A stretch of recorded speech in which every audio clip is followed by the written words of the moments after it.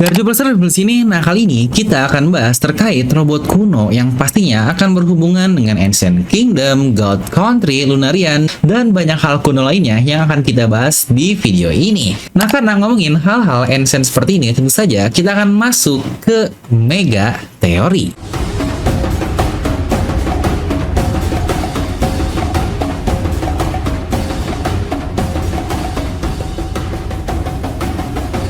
Nah, dimana sebenarnya beberapa skrip dari video ini sudah dibuat cukup lama sekali, terutama sejak awal robot kuno ini muncul. Dan kebetulan karena lagi-lagi robot kuno ini dimunculkan kembali, yang apakah akan ada hubungan dengan Drums of Liberation dari Nika. Nah di sini kita akan bahas terkait hal itu, jadi pastikan kalian tonton video sampai habis ya, agar tidak ada informasi yang miss dan juga setengah-setengah. Pastikan juga subscribe dan nyalakan bel notifikasinya agar tidak tertinggal analisis menarik seputar One Piece. Nah mari siapkan kopi, nyalakan besar, pasang headset, ambil posisi PW, and wadidaw.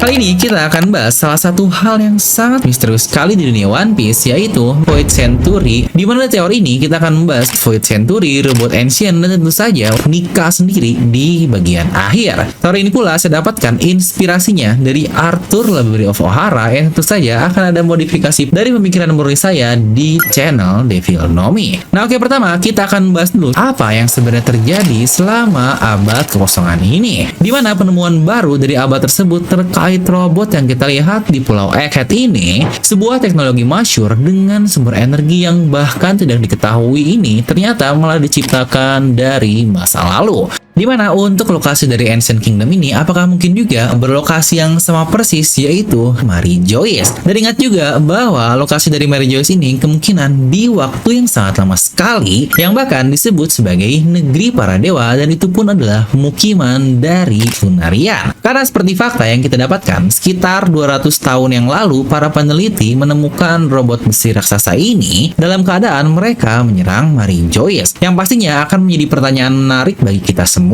Kenapa robot raksasa yang diciptakan lebih dari masa Void Century, yang kemungkinan notabene rakyat Joy Boy ini malah ditemukan di Mary Joyce dari semua lokasi yang ada di One Piece ini. Tapi ya balik lagi, jika dia adalah robot, jadi bergeraknya bukan karena hasratnya sendiri. Ya dimana contoh jelasnya seperti bagaimana Kuma melindungi Thousand Sunny selama 2 tahun karena dia memiliki program khusus yang ditanamkan kepada otaknya, yang berarti robot Ancient ini pula diprogramkan untuk menyerang Mary Joyce yang baru bangkit kembali di 200 tahun yang lalu. Tapi bukankah ada hal janggal jika kalian mengingat-ingat semua timeline yang ada tadi? Jika dia diperintahkan untuk menyerang Mary Joyce, yang robot ini pun dikatakan diciptakan 900 tahun yang lalu, bukankah sangat berseberangan sekali? Atau bukankah 900 tahun yang lalu Mary Joyce belum ada pada saat itu? Nah di sini deduksi pertama kita adalah robot ini bukan diprogram untuk menyerang Mary Joyce, melainkan diprogram untuk menyerang apapun yang ada di puncak Red Line. Yang kita juga tahu, jika robot ini berasal dari kerajaan masyhur, yang pasti akan ada hubungan dengan Joy Boy, yang bahkan dia pula memegang tombak yang pernah diperlihatkan kepada kita dipegang oleh Nika. Dan di beberapa hal lalu, mata robot ini pun menyala dengan backsound dari detak jantung Nika yang akan kita bahas sebentar lagi. Dimana robot ini seakan-akan versi kuno dan advance dari Vega Force, dan tentu saja General Franky kita atau Franky Shogun. Yang keduanya sama-sama bertarung untuk Joy Boy lagi-lagi secara harafiah.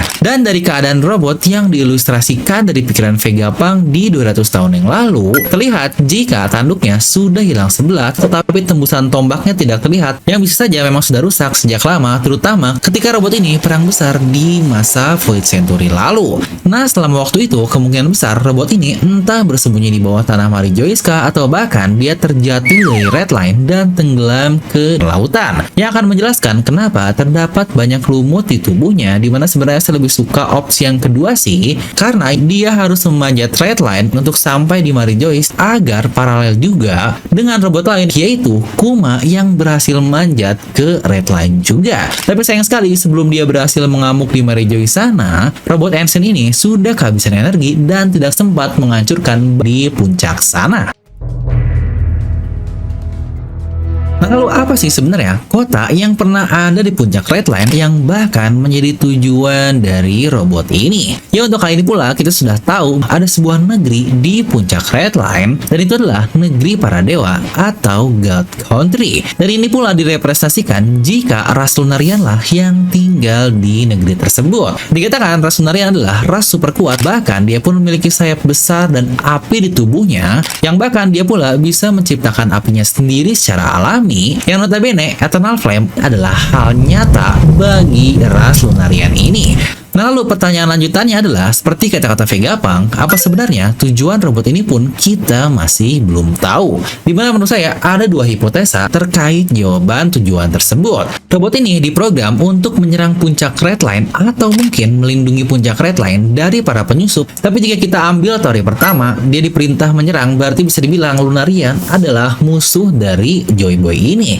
Yang menurut saya kurang masuk akal, karena ingat kata-kata King berkali-kali, dia menunggu kedatangan Joy Boy yang dapat mengubah dunia ini. Nah, di mana opsi dua lah yang menurut saya lebih masuk akal, di mana mereka diperintahkan untuk melindungi puncak Red Line, dan ketika robot ini sampai ke puncak Red Line, dia malah melihat manusia-manusia di puncak, makanya dia berusaha untuk mengusirnya dari kampung halaman asli pemilik robot ini. Tapi jika seperti ini, kalian juga pasti akan merasa karena God Country ini tempat terciptanya robot Ancient, berarti bukankah secara tidak langsung jika God Country adalah Ancient Kingdom ini sendiri? Yang sebenarnya tidak salah sih, tetapi tidak benar-benar tepat juga. Ingat kata-kata Profesor Clover, di situ dia menjelaskan jika kerajaan ini memiliki ukuran yang sangat masif atau enormous, yang mengimplikasikan jika tidak hanya sebagai kerajaan tunggal saja, tapi mereka memiliki aliansi di seluruh dunia. Mungkin yang kepikiran menurut saya adalah seperti Sandia, Fishman, Ming, Elbaf, yang jika kalian sadar, ras-ras tadi ini tidak ada satupun yang terafiliasi dengan pemerintah dunia.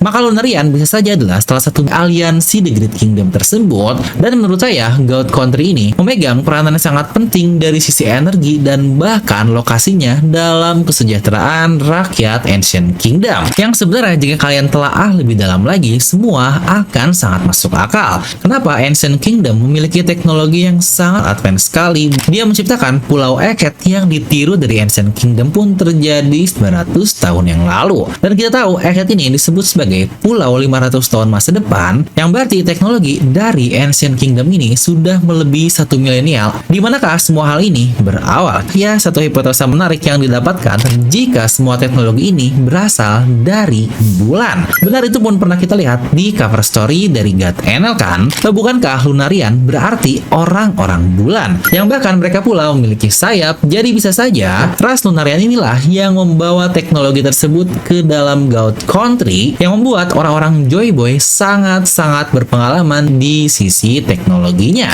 Yang ini pula akan berhubungan seperti kata-kata Lilith yang menginginkan sumber energi tidak terbatas alias api abadi. Di mana hal ini pula tentu saja sangat masuk akal jika mereka adalah ras Lunarian yang memiliki api tidak pernah padam di punggungnya tersebut, yang bukankah akan sangat mungkin kenapa teknologi di negerinya bisa begitu maju? Karena lagi-lagi satu jawaban jelasnya, mereka kemungkinan besar berhasil menciptakan mataharinya sendiri, yang jika dianalogikan dengan dunia kita seperti China yang berhasil menciptakan matahari buatan kan. Jadi lagi-lagi ini masih sangat klop sekali dengan semua alur yang Oda buat. Yang tahu untuk matahari sendiri sangat berhubungan dengan Joy Boy juga. Dia pemimpin dari negeri yang mungkin menciptakan matahari, dan Sun God yang membawa kedamaian lah, dan masih banyak hal lainnya. Kenapa dia disebut sebagai dewa matahari? Ini pula akan sangat masuk akal kenapa akhirnya setelah 900-an chapter, Oda menelan ludahnya sendiri saat awalnya dia berkata tidak peduli dengan warna kulit di dunia One Piece ini. Ya, mungkin berbeda lah, seperti serial lain di Bleach, Naruto, ada orang yang berkulit hitam, dan di One Piece jika kalian sadar, dari chapter 1 sampai chapter 900-an, semua karakternya Oda tidak pernah menggambar ada yang memiliki warna kulit. Tapi akhirnya ada satu-satunya orang yang diberikan tone berbeda, tentu saja ras Lunarian ini sendiri, alias King atau Arbel, yang bukankah ini akan menjadi sangat masuk akal kenapa King akan berperan sangat penting, dan dia pula bukankah memiliki rambut yang berwarna putih sama seperti Nika. Serta bukankah ada alasan juga kenapa Oda menggambar jika King saat kecilnya dia memegang tombak yang lagi-lagi sangat persis seperti Nika juga. Dan juga kenapa Oda menamai King sebagai King padahal dia memiliki nama lain yaitu Arbel, di mana King ini sebagai ras Lunarian alias ras dari kerajaan dewa, yang apakah the King-nya atau raja dari sang rajanya di masa lalu adalah Joy Boy ini sendiri alias Sun God Nika, yang jika iya maka semua hal akan semakin masuk akal. Kenapa mereka Lunarian disebut sebagai dewa dan rajanya mendapat title sebagai Sun God tadi? Dimana untuk bahasan ini pula sebenarnya sudah pernah saya bahas di satu mega teori sendiri jika Joy Boy adalah ras Lunarian.